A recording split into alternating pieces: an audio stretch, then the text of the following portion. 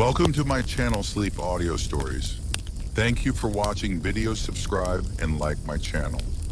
The New Catacomb. "Look here, Burger," said Kennedy. "I do wish that you would confide in me." The two famous students of Roman remains sat together in Kennedy's comfortable room overlooking the Corso.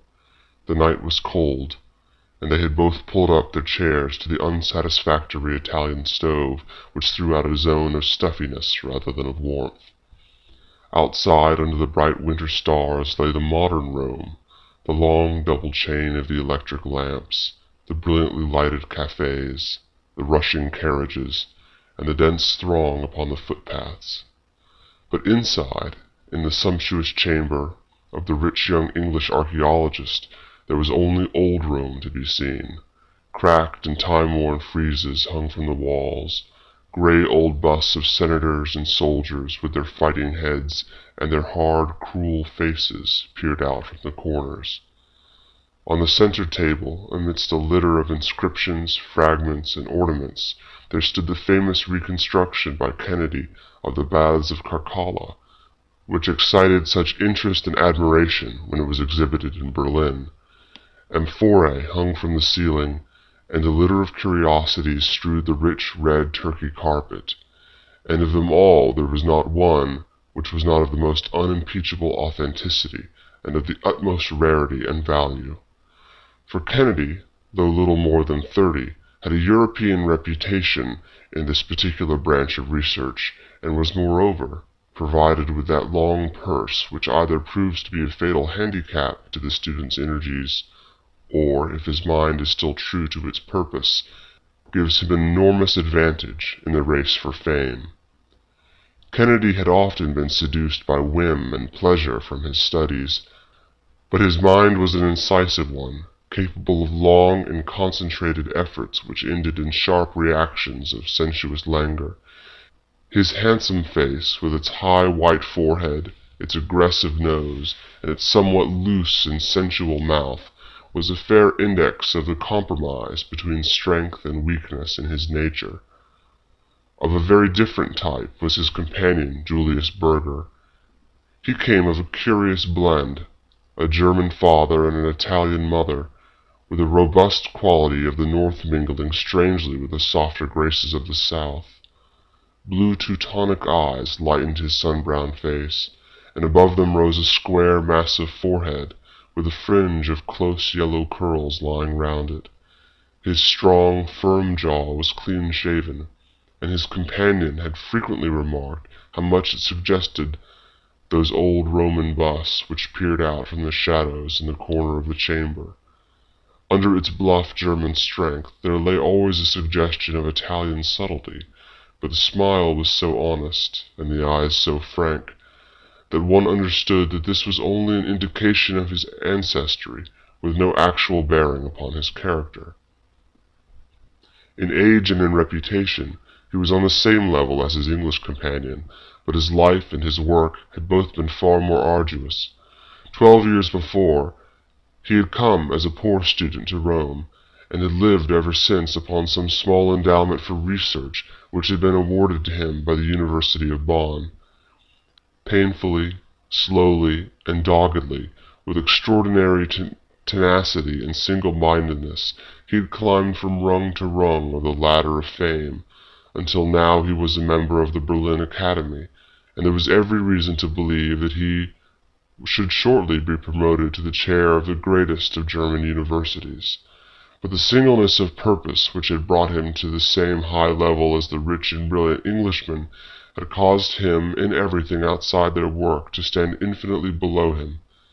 He had never found a pause in his studies in which to cultivate the social graces. It was only when he spoke of his own subject that his face was filled with life and soul. At other times he was silent and embarrassed, too conscious of his own limitations in larger subjects, and impatient of the small talk which is the conventional refuge of those who have no thoughts to express. And yet, for some years there had been an acquaintanceship, which appeared to be slowly ripening into a friendship between these two very different rivals. The base and origin of this lay in the fact that in their own studies each was the only one of younger men who had knowledge and enthusiasm enough to properly appreciate the other. Their common interests and pursuits had brought them together, and each had been attracted by the other's knowledge, and then gradually something had been added to this. Kennedy had been amused by the frankness and simplicity of his rival, while Berger in turn had been fascinated by the brilliancy and vivacity which had made Kennedy such a favorite in Roman society. I say had, because just at that moment the young Englishman was somewhat under a cloud. A love affair, the details of which had never quite come out, had indicated a heartlessness and callousness upon his part which shocked many of his friends.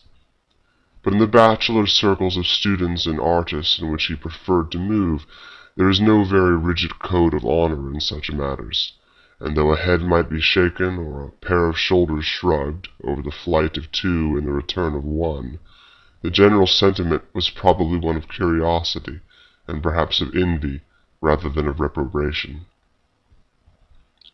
"Look here, Berger," said Kennedy, looking hard at the placid face of his companion, "I do wish you would confide in me." As he spoke he waved his hand in the direction of a rug which lay upon the floor. On the rug stood a long, shallow fruit basket of the light wicker-work which is used in Campania, and this was heaped with a litter of objects, inscribed tiles, broken inscriptions, cracked mosaics, torn papyri, rusty metal ornaments, which, to the uninitiated, might have seemed to have come straight from a dustman's bin, but which a specialist would have speedily recognized as unique of their kind. The pile of odds and ends in that flat wicker-work basket supplied exactly one of those missing links of social development which are of such interest to the student. It was the German who had brought them in, and the Englishman's eyes were hungry as he looked at them.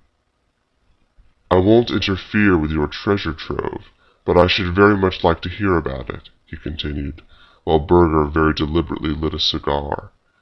"It is evidently a discovery of the first importance. These inscriptions will make a sensation throughout Europe." "For every one here, there are a million there," said the German.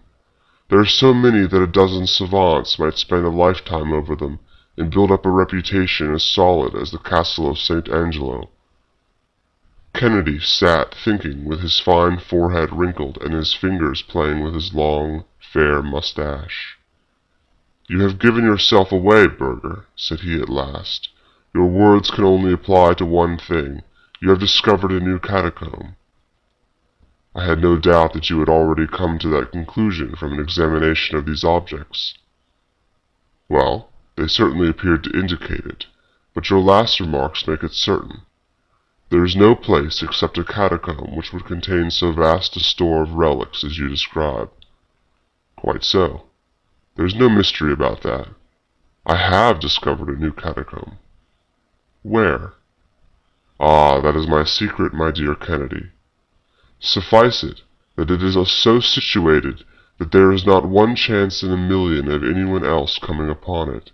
Its date is different from that of any known catacomb, and it has been reserved for the burial of the highest Christians, so that the remains and the relics are quite different from anything which has ever been seen before. If I was not aware of your knowledge and of your energy, my friend, I would not hesitate, under the pledge of secrecy, to tell you everything about it. But as it is, I think that I must certainly prepare for my report of the matter before I expose myself to such formidable competition." Kennedy loved his subject with a love which was almost a mania, a love which had held him true to it amidst all the distractions which come to a wealthy and dissipated young man. He had ambition, but his ambition was secondary to his more abstract joy and interest in everything which concerned the old life and the history of the city. He yearned to see his new underworld which his companion had discovered. "Look here, Berger," said he earnestly. "I assure you that you can trust me most implicitly in this matter. Nothing would induce me to put pen to paper about anything which I see until I have your express permission. I quite understand your feeling, and I think it is most natural, but you have really nothing whatsoever to fear from me. On the other hand, if you don't tell me, I shall make a systematic search, and I shall discover it. In that case, of course, I should make what use I liked of it, since I would be under no obligation to you." Burger smiled thoughtfully over his cigar. "I've noticed, friend Kennedy," said he, "that when I want information over any point, you are not always so ready to supply it. When did you ever ask me for anything that I did not tell you? You remember, for example, my giving you the material for your paper about the Temple of the Vestals. Ah, well, that was not a matter of such importance. If I were to question you upon some new intimate thing, would you give me an answer, I wonder? This new catacomb is a very intimate thing to me, and I should certainly expect some sign of confidence in return." "What are you driving at, I cannot imagine," said the Englishman. "But if you mean that you will answer my question about the catacomb, if I answer any question which you have put to me, I can assure you that I will certainly do so." "Well then," said Burger, leaning luxuriously back in his settee, and puffing a blue tree of cigar smoke into the air, "tell me all about your relations with Miss Mary Saunderson." Kennedy sprang up in his chair and glared angrily at the impassive companion. "What the devil do you mean?" he cried. "What sort of a question is this? You may mean it as a joke, but you never made a worse one." "No, I don't mean it as a joke," said Burger simply. "I'm really rather interested in the details of the matter. I don't know much about the world of women and social life and that sort of thing, and such an incident has the fascination of the unknown for me. I know you, and I know her by sight. I'd even spoken to her once or twice. I should very much like to hear from your own lips exactly what it was which occurred between you. I won't tell you a word." "That's all right. It was only my whim to see if you would give up a secret as easily as you expected me to give up my secret of the new catacomb. You wouldn't, and I didn't expect you to. But why should you expect otherwise of me? There's St. John's clock striking 10. It is quite time that I was going home." "No, wait a bit, Burger," said Kennedy. "This is really a ridiculous caprice of yours, to wish to know about an old love affair which has burned out months ago. You know we look upon a man who kisses and tells as the greatest coward and villain possible." "Certainly," said the German, gathering up his basket of curiosities.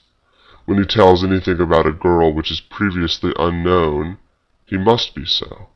But in this case, as you must be aware, it was a public matter, which was the common talk of Rome, so that you were not really doing Miss Mary Saunderson any injury by discussing her case with me, but still I respect your scruples. So good night." "Wait a bit, Burger," said Kennedy, laying his hand upon the other's arm. "I'm very keen upon this catacomb business, and I can't let it drop quite so easily. Would you mind asking me something else in return, something not quite so eccentric this time?" "No, no, you have refused, and there is an end of it," said Burger, with his basket on his arm. "No doubt you are quite right not to answer, and no doubt I am quite right also, and so again, my dear Kennedy, good night." The Englishman watched Burger cross the room, and he had his hand on the handle of the door before his host sprang up with the air of a man who is making the best of which cannot be helped. "Hold on, old fellow," said he. "I think you are behaving in a most ridiculous fashion, but still, if this is your condition, I suppose that I must submit to it.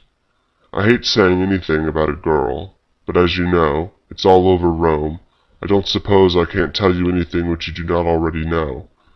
What was it you wanted to know?" The German came back to the stove, and laying down his basket, he sank into his chair once more. "May I have another cigar?" said he. "Thank you very much. I never smoke when I work, but I enjoy a chat much more when I'm under the influence of tobacco. Now, as regards this young lady with whom you had this little adventure, what in the world has become of her?" "She's at home with her own people." "Oh, really? In England?" "Yes." "What part of England? London?" "No, Twickenham." "You must excuse my curiosity, my dear Kennedy, and you must put it down to my ignorance of the world, No doubt it is quite a simple thing to persuade a young lady to go off with you for 3 weeks or so, and then to hand her over to her own family at— what did you call the place? Twickenham. Quite so, at Twickenham. But it is something so entirely outside my own experience that I cannot even imagine how you set about it. For example, if you loved this girl, your love could not hardly disappear in 3 weeks. So I presume that you could not have loved her at all. But if you did not love her, why should you make this great scandal which has damaged you and ruined her? Kennedy looked moodily into the red eye of the stove. There's a logical way of looking at it, certainly, said he. Love is a big word, and it represents a good many different shades of feeling. I liked her. And, well, you say you've seen her. You know how charming she could look. But still I'm willing to admit, looking back, that I could never have really loved her. Then, my dear Kennedy, why did you do it? The adventure of the thing had a great deal to do with it. What? You are so fond of adventures. Where would the variety of life be without them? It was for an adventure that I first began to pay my attentions to her. I've chased a good deal of game in my time, but there's no chase like that of a pretty woman. There was a piquant difficulty of it also, for, as she was the companion of Lady Emily Rood, it was almost impossible to see her alone. On the top of all the other obstacles which attracted me, I learned from her own lips very early in the proceedings that she was engaged. Mein Gott, to whom? She mentioned no names. I do not think that anyone knows that. So that made the adventure more alluring, did it? Well, it did certainly give a spice to it. Don't you think so? I tell you that I am very ignorant about these things. My dear fellow, you can remember that the apple you stole from your neighbor's tree was always sweeter than that which fell from your own. And then I found that she cared for me. What, at once? No, no, it took about 3 months of sapping and mining, but at last I won her over. She understood that my judicial separation from my wife made it impossible for me to do the right thing by her, but she came all the same, and we had a delightful time as long as it lasted. But how about the other man? Kennedy shrugged his shoulders. I suppose it is the survival of the fittest, said he. If he had been the better man, she would not have deserted him. Let's drop the subject. I've had enough of it. Only one other thing. How did you get rid of her in 3 weeks? Well, we'd both cooled down a bit, you understand. She absolutely refused, under any circumstances, to come back to face the people she'd known in Rome. Now, of course, Rome is necessary to me, and I had already been pining to be back at my work, so there was one obvious case of separation. Then again, her old father turned up at the hotel in London, and there was a scene, and the whole thing became so unpleasant that really, though I missed her dreadfully at first, I was very glad to slip out of it. Now I rely upon you not to repeat anything of what I've said. My dear Kennedy, I should not dream of repeating it, but all that you say interests me very much, for it gives me an insight into your way of looking at things which is entirely different from mine, for I have seen so little of life, and now you want to know about my new catacomb. There's no use in my trying to describe it, for you would never find it by that. There's only one thing, and that is for me to take you there. That would be splendid. Then would you like to come? The sooner the better. I'm all impatience to see it. Well, it's a beautiful night, though a trifle cold. Suppose we start in an hour. We must be very careful to keep the matter to ourselves. If anyone saw us hunting in couples, they would suspect there was something going on. We can't be too cautious, said Kennedy. Is it far? Some miles. Not too far to walk? Oh no, we could walk there easily. We had better do so then. A cabman's suspicions would be aroused if he dropped us both at some lonely spot in the dead of the night. Quite so. I think it would be best for us to meet at the gate of the Appian Way at midnight. I must go back to my lodgings for the matches and candles and things. All right, Burger. I think it is very kind of you to let me into this secret, and I promise you that I will write nothing about it until you have published your report. Goodbye for the present. You will find me at the gate at 12. The cold, clear air was filled with the musical chimes from the city of clocks as Burger, wrapped in an Italian overcoat, with a lantern hanging from his hand, walked up to the rendezvous. Kennedy stepped out of the shadow to meet him. "You are ardent in work as well as in love," said the German, laughing. "Yes, I've been waiting here for nearly half an hour." "I hope you left no clue as to where you were going." "Not such a fool, by Jove.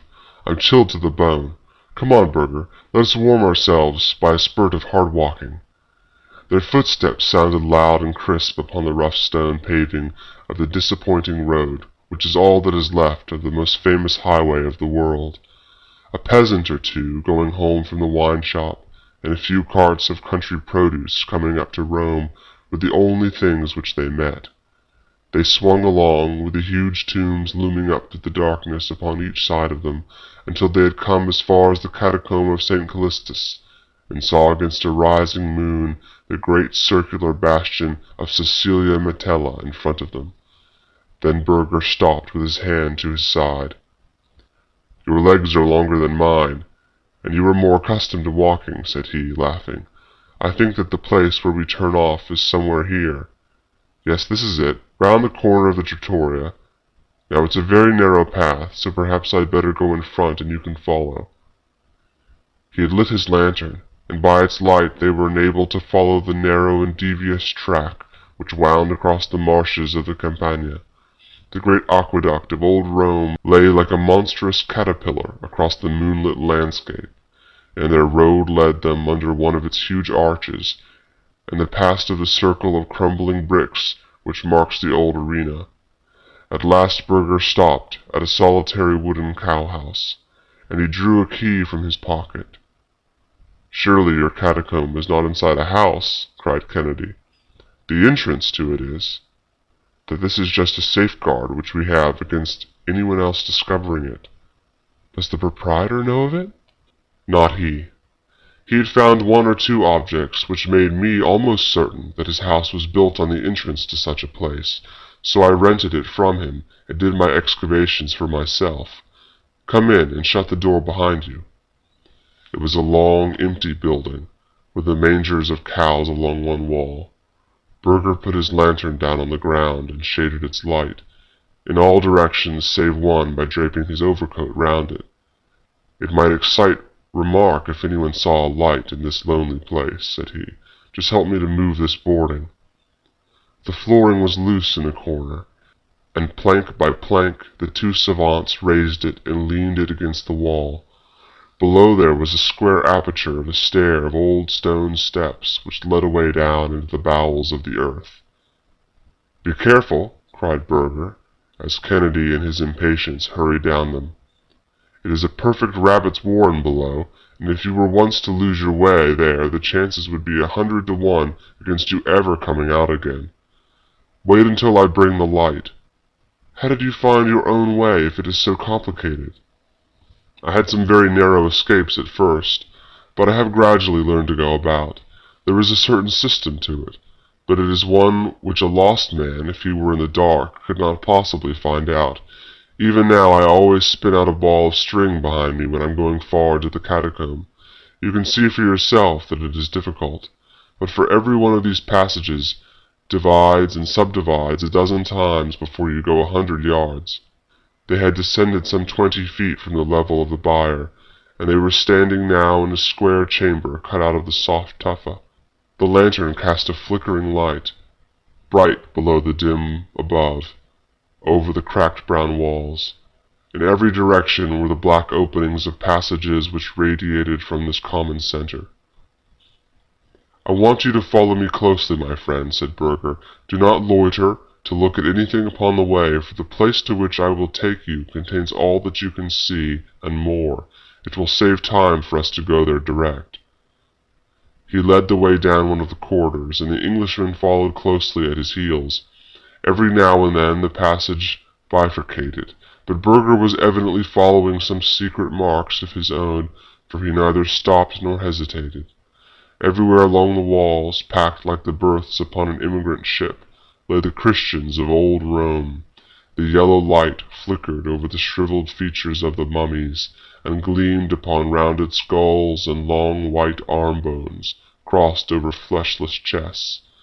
And everywhere as he passed, Kennedy looked with wistful eyes upon inscriptions, funeral vessels, pictures, vestments, utensils, all lying as pious hands had placed them so many centuries ago. It was apparent to him, even in these hurried passing glances, that this was the earliest and finest of the catacombs, containing such a storehouse of Roman remains as had never before come at one time under the observation of a student. "What would happen if the light went out?" he asked, as they hurried onwards. "I have a spare candle and a box of matches in my pocket. By the way, Kennedy, have you any matches?" "No, you'd better give me some." "Oh, that's all right. There's no chance of our separating." "How far are we going? It seems to me we've walked at least a quarter of a mile." "More than that, I think. There's really no limit to the tombs. At least, I've never been able to find any. This is a very difficult place, so I think that I will use our ball of string." He fastened one end of it to a projecting stone, and he carried the coil in the breast of his pocket, paying it out as he advanced. Kennedy saw that it was no unnecessary precaution, for the passages had become more complex and tortuous than ever, with a perfect network of intersecting corridors. But these all ended in one large circular hall, with a square pedestal of tufa topped with a slab of marble at one end of it. "By Jove!" cried Kennedy, in an ecstasy, as Burger swung his lantern over the marble. "It is a Christian altar, probably the first one in existence. Here is the little consecration cross cut upon the corner of it. No doubt this circular space was used as a church." "Precisely," said Burger. "If I had more time, I should like to show you all the bodies which are buried in these niches upon the walls, for they are the early popes and bishops of the church, with their mitres, their croziers, and full canonicals. Go over to that one and look at it." Kennedy went across and stared at the ghastly head which lay loosely on the shredded and mouldering mitre. "This is most interesting," said he, and his voice seemed to boom against the concave vault. "As far as my experience goes, it is unique. Bring the lantern over, Burger. I want to see them all." But the German had strolled away, and was standing in the middle of a yellow circle of light at the other side of the hall. "Do you know how many wrong turnings there are between this and the stairs?" he asked. "There are over 2,000. No doubt it was one of the means of protection which the Christians adopted. The odds are 2,000 to 1 against a man getting out, even if he had the light. But if he were in the dark, it would, of course, be far more difficult." "So I should think. And the darkness is something dreadful. I tried it once for an experiment. Let us try it again." He stooped to the lantern, and in an instant it was as if an invisible hand was squeezed tightly over each of Kennedy's eyes. Never had he known what such darkness was.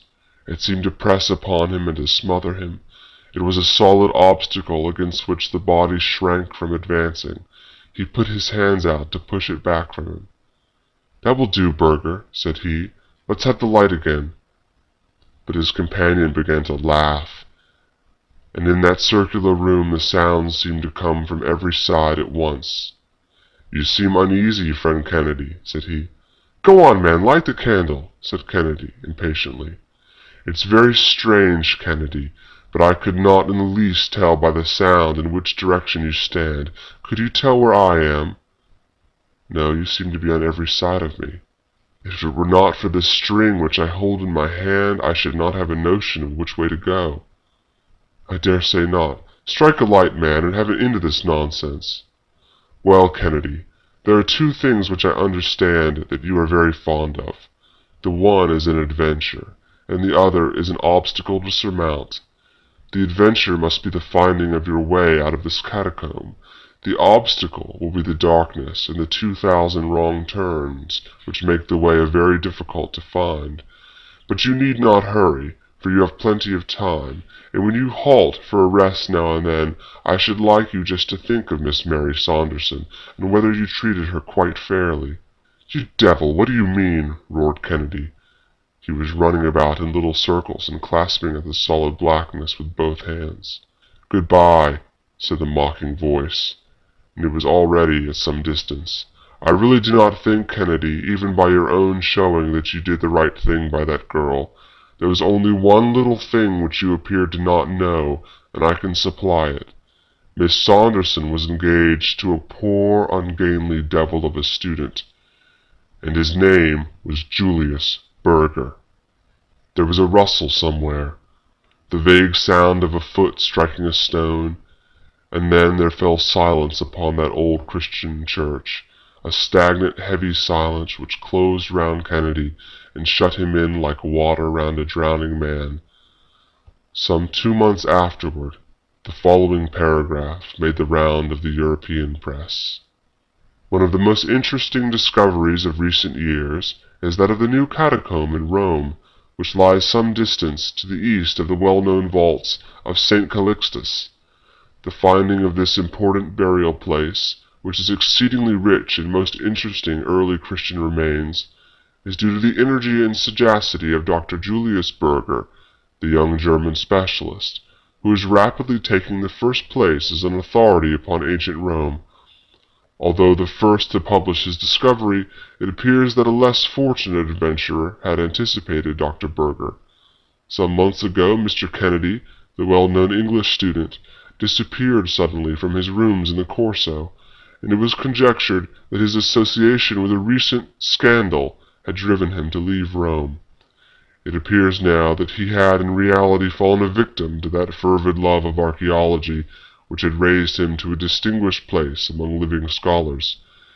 His body was discovered in the heart of the new catacomb, and it was evident from the condition of his feet and boots that he had tramped for days through the tortuous corridors which make these subterranean tombs so dangerous to explorers.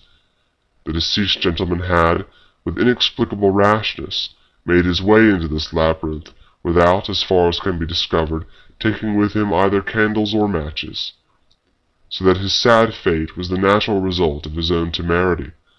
What makes the matter more painful is that Dr. Julius Burger was an intimate friend of the deceased. His joy at the extraordinary find, which he had been so fortunate as to make, has been greatly marred by the terrible fate of his comrade and fellow worker.